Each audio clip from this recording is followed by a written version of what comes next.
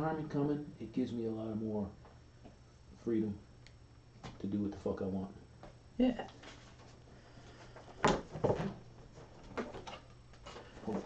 Yeah, go ahead. Unkly shuglies. Musical sucus. Sucralose. Whee! Let me start the clock. There we go. Cool. Welcome. Uncle Sugar's Magic Circus. This is a place of freedom. This is a place of joy, Cheers. beer, and happiness, right? We're just a couple of old retired guys hanging out. Yeah. Yeah. Which kind of leads us right to our first point of the day, which is to read a letter from one of our fans. P.S. If you've never seen the show before, let me just give you a quick rundown, okay? Keith and I, Marine Corps, 50 plus years together, on active duty, on and off active duty work together. Got a lot of experience in this business. We've done all kinds of stuff. Yeah. Met all kinds of people. The goal of the show is to encourage people to get around Marines. Yeah. Join the Marine Corps.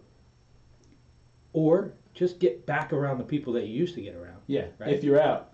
Absolutely. And I'm not talking to VFW because that's usually a home for hopeless alcoholics. Yeah. He said with a beer in his hand at 10 in the morning. But if you miss the craziness of the Marine Corps, the Yeah. personalities, and hanging out and telling funny stories, then this is a place to hang out yeah. with us. Subscribe, hang out with us anytime you want. Yeah. So with that, we have a letter from somebody who has subscribed. Yet again. So it's funny now. The mailman's not as angry at me as he was lately because we've been getting less paper and more trons. So we're getting guys pop up on the electronical sending us emails about questions. So we got one this week from Jackass123. Said, Dear Sal and Keith, I've read a lot about the military and retirement packages. It must be great for you two guys now that you're retired. You never have to work again because you get a check every month. Well, Jackass123, the name fits because we don't get to not work ever again. It ain't that kind of retirement. Right. It's better than poking you out with a sharp stick, don't get me wrong. Yeah. As we both know. However, you can't just I'm done and sit around and drink beer all day and move to the Bahamas. It doesn't work that way. You still have to have a job after the 20 years, unless you are independently wealthy, which we're not. You can, but you're probably going to eat cat food. Yeah, live in a box. It's not. There's not a lot of money in it. No. But that's not the reason that we did it either. No, it's not. The retirement is very nice, don't get me wrong, but no, that's not the reason we did it. We did it, for a lot of reasons we came in. We talked about that in the first show, how we ended up here. Mm-hmm. But the retirement piece isn't as easy as people think. And I'm not talking about the money. Yeah, why do you say it's not as easy? Your whole life, for lack of a better term, you're almost institutionalized. Yeah. And you come to expect certain things from people. The analogy I always use, if you go on leave, the gunny handles your shit. And gunny goes on leave, you handle his shit.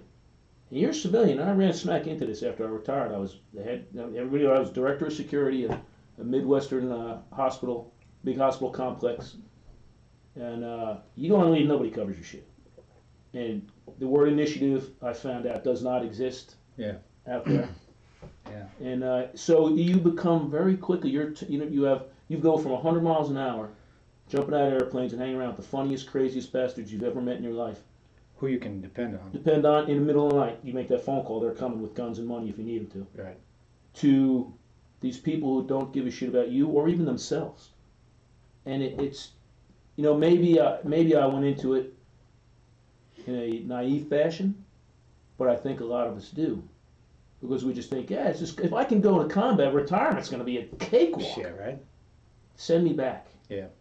Is where I ended up. So, yeah, it's an interesting thing. You said institutionalized. I think let's drop anchor on that for a second because, from the beginning of the thing, you go and you join the Marine Corps, you go to boot camp, you begin the process of learning about leadership. Yeah. And it starts at the very foundational levels of understanding how to take care of people and how to not just take care of people, but also sort of guide them and get them into a progression for their career. And Mentorship, mentorship, leadership, yeah. All that good stuff, coaching. And then you progress throughout your career and it just continues to develop and you have more and more responsibility and your job changes like every 3 years or so. Every 3 years at a minimum. New job and you're learning new things and you're getting exposed to all kinds of new and interesting concepts. Yeah. So your level of interest stays high. Sure. You always, there's always something new to look forward to. Yeah. You know, you're a platoon commander and you're weapons platoon commander, in my case. And then from that, they bump you up to the staff, which I didn't like, but I learned a lot. Right. And they sent me on recruiting duty, which I hated. Right. But then I knew there was something on the horizon, so I got myself to Coronado, and then I, got into the boat gig, got into recon, and I was a company commander. Right. And I was the 3. You're a staff guy, but you're the 3. You're controlling the battalion for the colonel. There's always something. Yeah. And there's guys below you. 3 is operations. Operations guy. Yeah. So you run the operations, but you got master sergeants and gunnies and staff sergeants who are there to help you and teach you, and you're mentoring people, and the colonel's mentoring you, Sure. and it's not always perfect. We've worked for jackasses, and we've had sure. jackasses who've worked for us, but as a general rule, it's pretty goddamn good. Yeah. The system works well. And it's so I'd say one of the critical things when making the transition, and this is whether you're retiring or whether you're transitioning after your first enlistment, because there's a transformation that happens. Yeah. And we talk about that in a lot. People of deny episodes. it. No, I'm just grow my hair down my ass, go back to school. Nah, you're fundamentally different as a person. You've learned to communicate a different way, and Sure. you've come to expect that people are going to communicate in a way that is not sort of passive aggressive, but like if I have a problem with somebody in a unit, Yeah. the thing that we learn as good leadership is you hit it head on. And Yeah, you attack the problem. Not aggressively necessarily, but it's like, look, I have a problem. These are the problems that I have. Let's lay it out. Let's see if we can come to some kind of Yeah, solution. absolutely. It's black and white. But it is not really like that in the civilian No, world. it's not. No one really gives a shit, I found. Even people you're close with. The other thing, the civilians are very guarded, I found when I got out. Like, I found it fascinating. Nobody knows what everybody else makes. Yeah. Our salaries are a matter of public record. Yeah. If you and I are both captains, and we're both on jump status, we know to the penny what we both make. Sure. Who gives a shit? Yeah. I don't care. But in civilian land, that's a big deal. Yeah. And so they tend not to, if there's a problem, everybody hides it or doesn't discuss it. Where in the Marine Corps, Gunny comes in, hey, Sir Jones, cracked his car up this week. Well, get him the fuck here, let's see what we got to do. We immediately start working on the problem, or the perception of a problem. And if the kid needs help, you get him help, blah, blah, blah, blah, blah. Yeah. And we've been through it. I mean, when Christy was pregnant with the twins, and for those out there in TV land, my wife's about 5'2", and at the time weighed like 110 pounds, and they stuffed 2 babies in there. It didn't work real well. It was you that did that. No shit. Yeah, that's how it happened. Nobody tells me anything. But, so she's in the hospital on her back for 3 months, and I'm working. And, everybody just made accommodations. Hey, Keith, go do what you got to do. So the support network's there. It's big boy rules. Yeah. I wasn't taking leave. I wasn't shirking any duties. Everybody was just like, when it was time, get out of here. Go handle this. Yeah. And I did.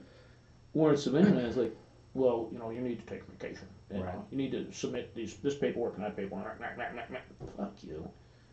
Yeah, so I would say the first thing is there's a communication difference, right? Mhm. So it can be a bit more Machiavellian Yeah. in the civilian world. You would think it would be the other way around, but in the military, it seems to me, at least in the Marine Corps, that if somebody has a problem with something that you're doing, you're going to hear about it. Yeah. And you're going to be given Instantaneously. opportunities to correct the behavior so that then you can move forward, Yeah. and then maybe punishment comes later. And it seems like there are more opportunities, and it's really difficult, I think, in the Marine Corps to function in that Machiavellian way where you're like screwing people over in order to try to get yourself ahead. It goes around, comes around. Because really it is absolutely going to be transparent. Yeah. And once people start realizing that that's the way you are, you'll stop getting.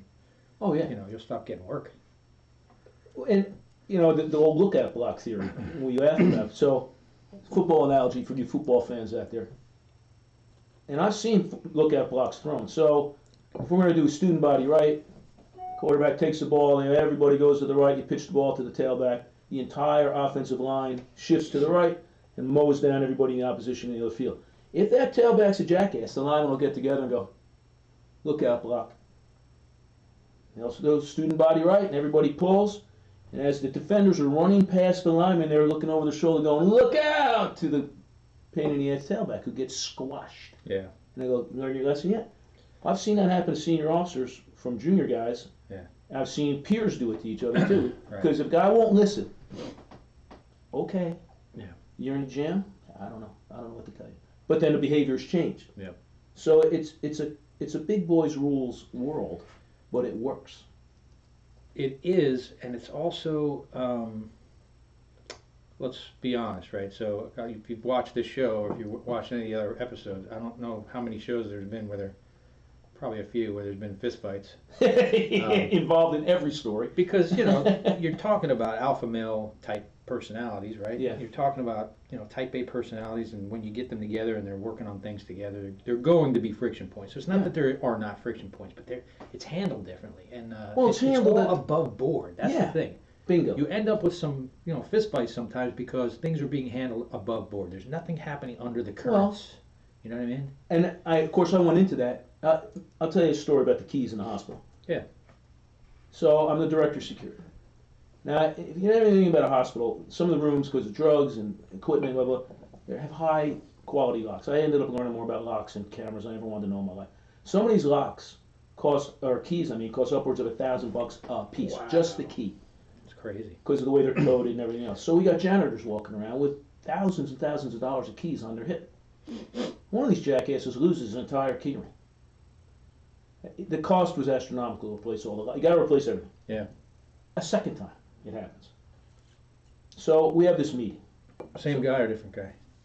Different guy, same issue. Okay. And it had happened once before, a year or so before that, and I'm livid. So we have this meeting. It's one of the grand poobahs from the hospital, and me, and the head of the janitor dudes, and one of the maintenance dudes, who's a buddy of mine. So I said, okay, here's what we're going to do. You're going to get one of those round things janitors have with the dummy cord. So he hooks it on his pants. He can't lose his keys. Well, I can't do that. Why? Well, they wear scrubs. Why the fuck are they wearing scrubs? Because they like to. I like to drink beer. I don't do it at work. What? So everybody's like, no, that's the way it is, Keith. Okay, that's stupid. All right, here's what we're going to do. I get the maintenance guy said, you're going to take one of those things and screw it into every cart so they can't. Oh, that's inconvenient. This janitor guy telling me this. That's inconvenient. You can't do this, this, and this. Okay, here's what we're going to do.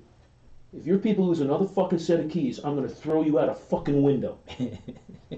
And everybody went catatonic in the room. Yeah, of course they did. And I'm kind of looking around like, what's just happened? So it was like, okay, meeting over. And I'm walking out, all my buddy who's one of the grand poobahs from the maintenance section.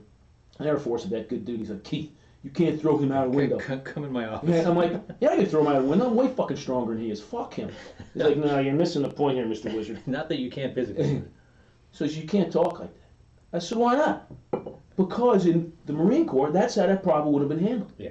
Hey, fix this problem. We're going to tear your head off and poop down your throat. Right. And so I went home and told Christy, she's like, well, I guess you got to start looking for a job, huh? I'm like, why? She goes, you got fired, didn't you? I'm like, no. You didn't get fired? I said, why would I get fired? She's like, oh my God. Yeah. And she said, you're not in the Marine Corps anymore. It's hyperbole, but the threat of violence, obviously, in the Marine. Look, it's a violent business, so I guess we get numbed to it, right? So I would say that all ties into this idea that you got to learn to communicate differently. Yeah. So one of the first things that you got to learn if you're transitioning out of the military is you got to learn how to communicate with people who are not going to be direct. Yeah. They're going to have secrets and underlying motivations that you got to try to figure out. Yeah. Right? Yeah. You may be a threat to them. That's another big one. Which you don't even know. Right. Because one of the things that we talk about this transformation, one of the things that happens, you become this really incredibly driven person with, the ability to look at problems, see solutions, make the decision to solve them on the spot, and do it. Which is... without permissions. Yeah. Here's the thing. That's why civilian corporations love former Marines. Because we do that. And senior leadership in most corporations recognizes that, but the worker bees don't, and you are a threat to them, and you don't even know it. Yeah. You don't know that your behaviors are not the norm. Yeah. Oh, let's fix that. Everybody's like, what? I don't know. Maybe we should have a meeting about talking Union about fixing rules. that. Oh, I ran into that too. Yeah, I bet. Especially working in the hospital, I would think. Uh-huh. Unions neck deep. Mm-hmm. Yeah, me and another former recon Marine who was a retired major. He was the head of the maintenance guys. I was the head of security. We were buddies. We wanted some phone lines run in these offices and fix it. So on a Friday afternoon, we're laying on the floor with a drill. Went down and got a drill, and we're drilling holes, and we're running phone lines through walls. Yeah. Because we wanted it done. I want to put a work request in and wait for 6 weeks. Yep. So the secretary comes in, what are you two doing? And we tell her, she goes, you can't do that. Yeah, we know what we're doing. It's okay. again, missing the point entirely. Yeah, no, not that you can't. Yeah. You can't, though. You're not allowed. Union rules don't allow that. And we're like, Yeah. fuck the union. Yeah. We heard about that. And that's, it's a funny thing because a lot of people, let's say you haven't been around the military very much or around the Marine Corps, the natural tendency, if you look at the movies and TV and whatnot, is to think that it's all very like hut, and everybody follows the rules and it's all very like, but it's really not.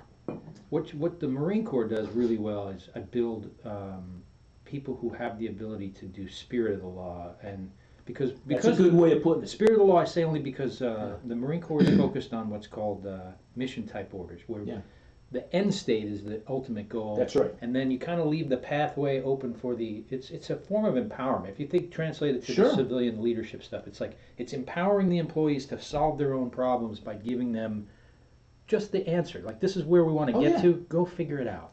Yeah. And we do a lot of that in the Marine Corps. You do it so much it becomes second nature, so then you transition to a position where I'm doing stuff like that. My boss once told me when I was at the same hospital gig, he said, we were having a big meeting, he goes, we don't ever have to worry about Keith taking the ball and running with it. What we have to worry about is Keith bringing the ball back. I'm like, what? Bring the ball back. Eventually. Because, we're like you said, we're not used to asking permissions. And people think, well, that's great if you're a general. We do that to Lance Corporals. Yeah, absolutely. Hey, listen, lay the machine guns in. I need fire on this hill and that hill. Let me know where you're at in about 2 hours. Yeah. Roger. That's all they need. They got it. They'll handle it. They'll dig, they'll set it up, they'll do the stakes. They'll Yeah. do everything, And that empowers, and I hate that word, but that empowers the shit out of junior people. Yeah. If you give them mission type orders. I worked for a couple guys like that. Literally, it was like, hey, I need the house painted blue by Tuesday. Yeah. He's not going to tell you to use tape or spray guns or this brush or that color. Just make it blue. Make it clean. Yeah. And you're off. I love working for guys like that. Yeah. Which is why when you get out and you don't, those people don't exist, that becomes such an internal friction point. Yeah, it does. And you end up angry and you don't even know why. Yeah. That's a pretty good segue because that communication piece is a part of it, but it's like understanding that because the communication is so different, because the mechanisms by which they are, that people are going to, and it's business to business, of course, it can be different wherever you go. It depends on who you end up working for. But yeah, absolutely. But you've got to understand that you got to downshift when you retire. Because we're used to going 100 miles an hour, and we're used to you've only got 3 years to master something usually, and create your name and create your rep and keep moving. Right. Yeah. So you're focused on hitting things like 100% and 10%. 100. I hate that too. Yeah. It's only 100%, but you're hitting it as much as you can. Yeah. In order to make sure that you're doing really well, and in doing that, you think you're doing everything you're supposed to be doing, and what you're actually doing is alienating all the people around you. Yeah. Making them mad at you because you don't understand that the new system that you're involved in is it's slower. Yeah. It doesn't have initiative. It's not. It doesn't usually. And it's a weird thing. You would think business would reward initiative. It does not. It does, but I think the masses reject it. If you invent a new mousetrap, yeah. But if you're trying to change processes on a day-to-day basis and get people off their ass and let's get moving, well, that's going to be more work for me. And it's fine. I want to kind of segue back for a second because you talked about people think the Marine Corps is a hidebound, rigid institution. Yeah. And I can't stress enough that is exactly wrong. We are very rigid in the things that matter, things like safety. We laugh about going into a jump brief, right. And everybody's grabbing ass and screwing around and talking about what they did the last night until you clear that door, and everybody's game on because that's dangerous. That could get you dead. Right. And so we're very hidebound about those rules: how you put on a parachute, how you hook up, how you go out. Demo, things that blow up, things that shoot. Yeah, absolutely. We're very rule bound. However, on day-to-day stuff or mission type orders in a combat situation or even a day-to-day situation, we're the most loosey-goosey, let it go. And you talk, hey, Gunny, what do you want? Let's try it. Give it to Jones, see if he can do it. Let's give him some more responsibility. Yeah. All right, Jones, get in here. Do this, do this, do this. And let him fail a little. Bit. And he doesn't get in trouble for that. No. And you learn, you mentor. And so I think it's important that people out there in TV land understand it. We are not a rules-bound organization that's depicted on TV where it's martinets marching around and saluting every 5 seconds. Hut. Yeah. That's not reality. The reality is you better be able to think on your feet. Yeah. People who can think on their feet thrive in this world. Yeah. But then you get out and you realize nobody wants you thinking on your feet. Stay in your box. Yeah. So you've got to. It becomes this balancing act, and So I remember I got, because of my experience of being a prior enlisted guy, and I got out, and I came back in, and then, so I had this experience of getting out after my first enlistment. Mm. And, you have this, this idealic vision of how it's going to be. Because now, look at me. I mean, I came in as a punk. Yeah. I was a jerk. I didn't finish anything, and now I'm this new changed person, right? Yeah. I am a productive member of society. I'm ready to hit the workforce. Yeah. And pull my load. Yeah. And then you get out there and you're like, that's not really it is what they're looking for, but it isn't. It's really, really confusing. It's very confusing. So I got out, and I was under the impression that being a force reconnaissance Marine and having all this experience with jump and scuba and shooting packages that were like millions of dollars spent on me to train me. I'm like, oh shit, I'm going to be a cop. I'm going to go to SWAT. I'm going to be a FBI agent. I'm going to do all these great, wonderful things. Everybody's going to want me. They'll be knocking on my door. Yeah. And it just doesn't work that way. No, it does not. So I started the federal law enforcement application process, and I went through all that. And then I waited and waited and waited. And then in the meantime, I was like, I got to eat. So I went and found a job as a security guy. Yeah. And so I started out literally at the bottom of the security rung as a security guard. God. It was actually at the Shoreham nuclear power plant up in New York, right? So that explains a lot. Yeah. I was really lucky to actually get that job. It was a good job. Mm-hmm. But they have two kinds of security there. They have the internal security and the external security. Yeah. The external security is like brown uniform, no gun, hard hat, walk around with the crazy keys you're talking about, and punch the clocks on your route. There's this weird little brown tape thing, and you put the key in. That's why they call them turnkeys. Yeah. Whoop, whoop, whoop. And it punched the actual tape, and it recorded or whatever it did. I don't know. Whatever it did. It was weird. Yeah. But I literally walked around a parking lot and freaking punched keys all night long. It was a really silly. 2 a.m, freezing your ass off. But the idea was, because of my background, I was qualified to go inside and become part of what was called the REACT Force, which was more like a SWAT team kind of thing. But the challenge for me was, I didn't know any of this getting out, was it takes somewhere like, back then, this was years ago, probably harder now, it takes something like a year and a half to 2 years to get your permit to carry a weapon in New York State. Yeah, welcome to the communist country of For your job. Yeah. I'm not even talking about just it's ridiculous. Private citizen guy, you know what I mean? Yeah.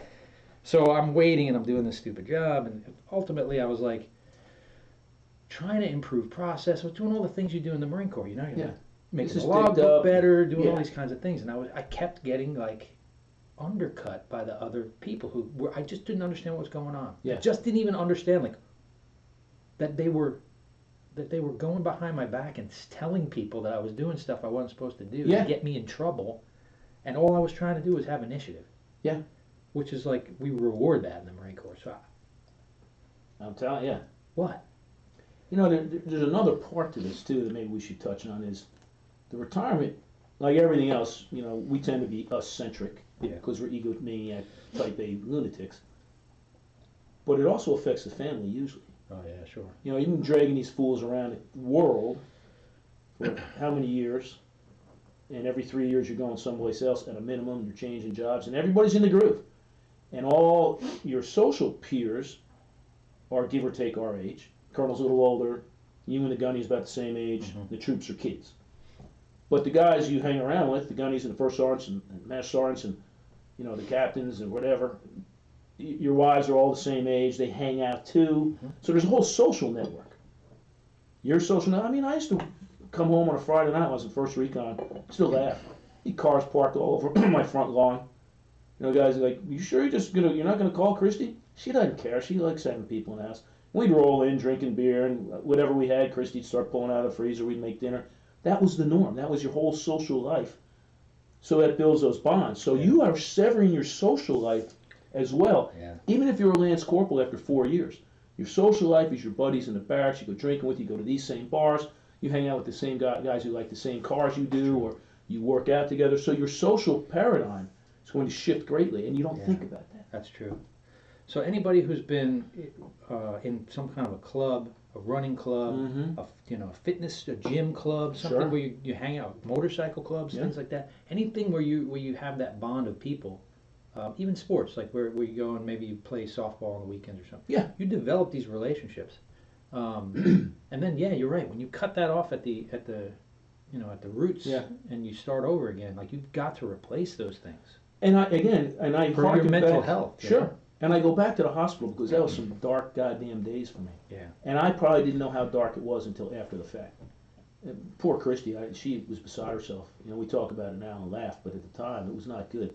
I foolishly thought, well, I said to my boss, I said, well, how do I sign up for the softball team, whatever. And he's like, softball team? So yeah, you guys, you're in a softball team, right? You're in a league and everything, aren't you? No.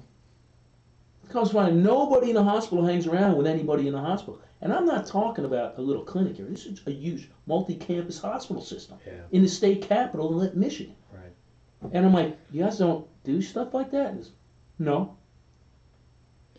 And so it begins. And little by little, your little world is just crumbling apart. Yeah. And you don't know it. Yeah. So after I retired,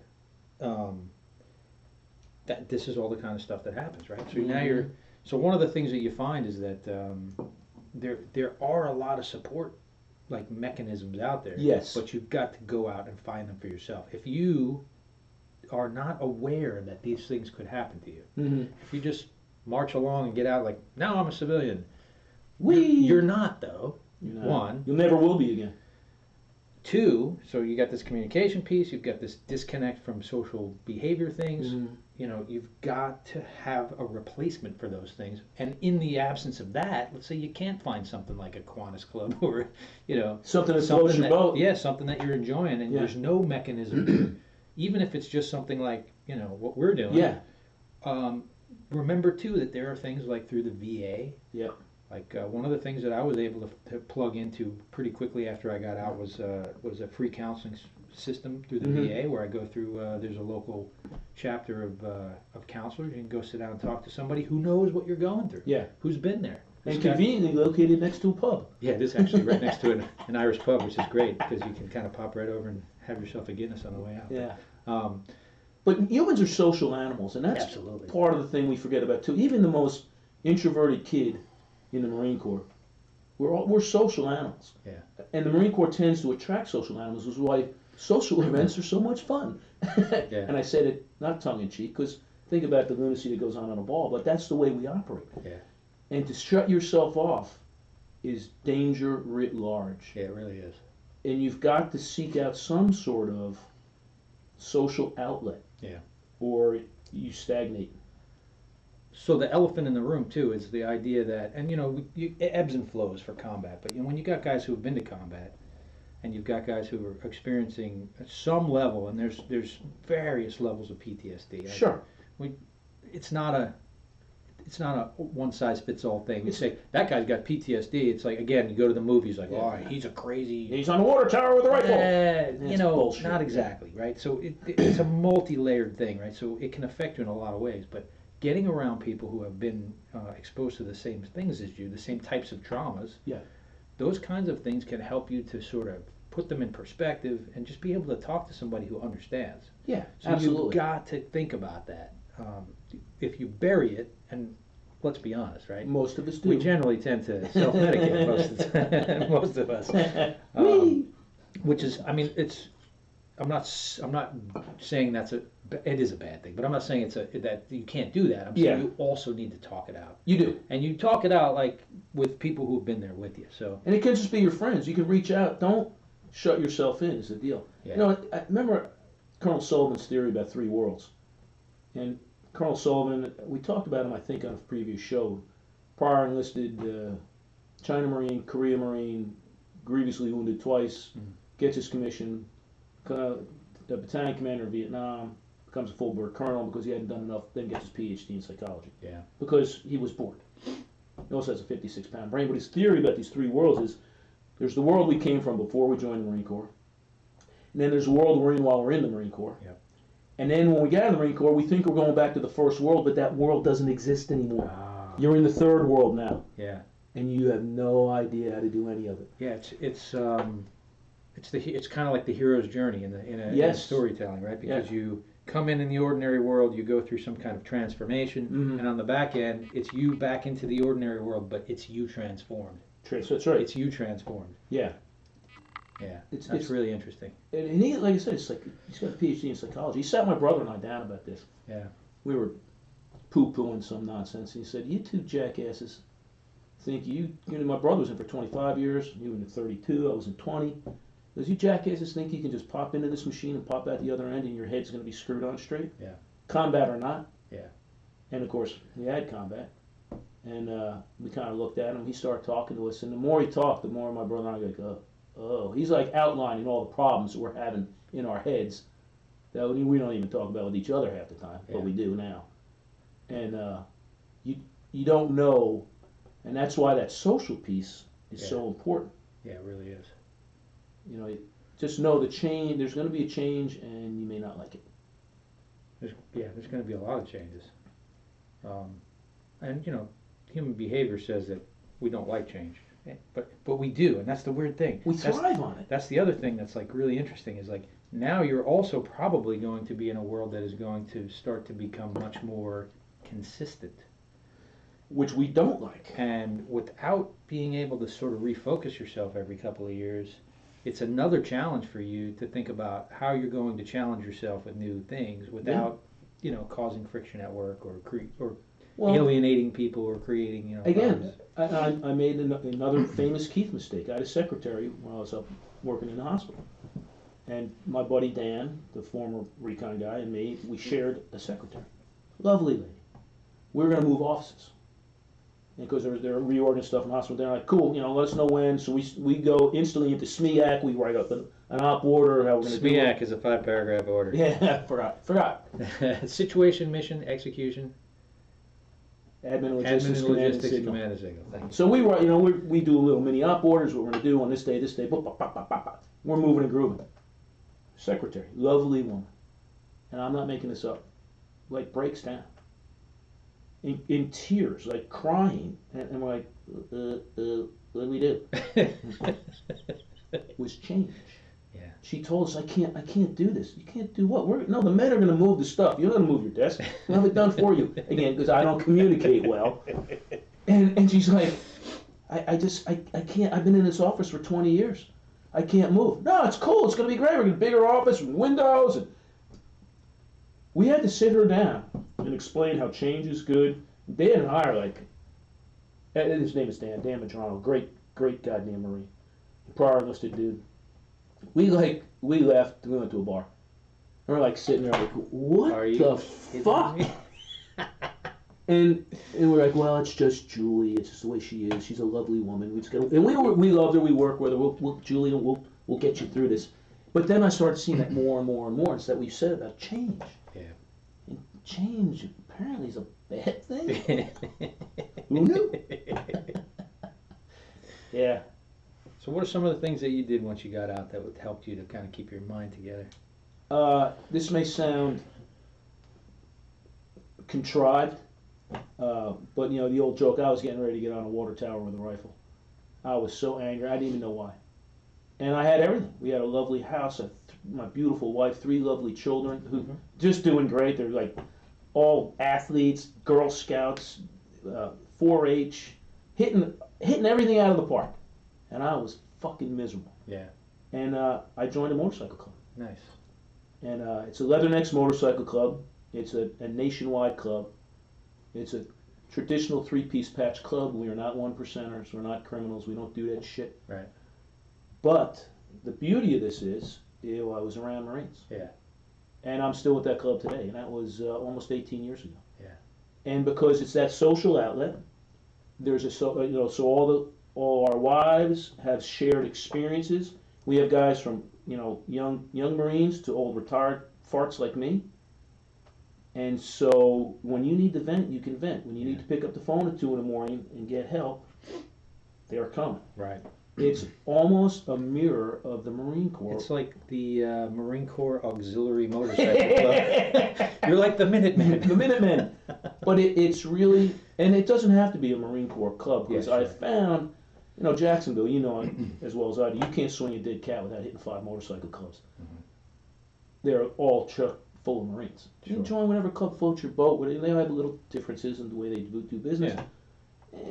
it's that getting out and getting involved. And all right, so very cool motorcycle club. I didn't do this, but just to give you the nerdy perspective, my brother-in-law and I went the other day. We were looking at a model. He was thinking about getting into doing model building because he's interested in it, and it's fun. It's like I used to do it when I was young. Yeah, you build military model, whatever. You build whatever you want. But while we were down at the model store, there was a bunch of Marines in there and young guys who were playing all these like Dungeons and Dragons kind of things. Look, I'm just saying, like, it's a group of people who get together and you have this social outlet where you can exchange. And you don't have to. You're not locked in the barracks. You're out talking to somebody in the physical world. In the physical world, not in here. Yeah, super helpful. What are some things you did when you first retired? So for me, everybody doesn't get this opportunity. I stayed in the same building that I was working in, right? Thank God for me. I got a job in the same building, and so I got to make a transition. You grow the facial hair to let people know, like, I'm not in anymore. Right? So I keep a little bit of a distance. I don't have to do duty anymore, but I get to be around it. And that was critical for me. I came in when I was 17 years old. You talk about institutionalized. Imagine going to prison at 17 and popping out at 53. Yeah. I mean, that's really all. The world changed a bit. Yeah. So for me, staying connected is really important. So I'll continue to work. I'll probably work until I get to the age where I can collect Social Security, and I'll probably work as long as my body holds out. To be honest with you, and stay around the Marine Corps. But in my other parts of my life, like my creative parts of my life, doing this show has been tremendous. It's therapeutic for both of us. Yeah, it's great for both of us. I play music, I do. I got a little studio here in the house. I play guitar. I try to find people that I can play music with, but that's really tough, especially in the Marine Corps because it's so transient. Like, it's hard to put a band together or whatever. So, but staying connected with other people is really the critical component to this. Well, you and people I who have like experiences as well. Just our interaction is there. I mean, Sal and I worked together in the same building. And when Sal retired, there was an opening, and he came over, and we teach together at MARSOC. We're instructors, and we teach together. It's more than that, though. We live on the same street. Our wives hang around together. We were out drinking together last night in a restaurant, having a nice time.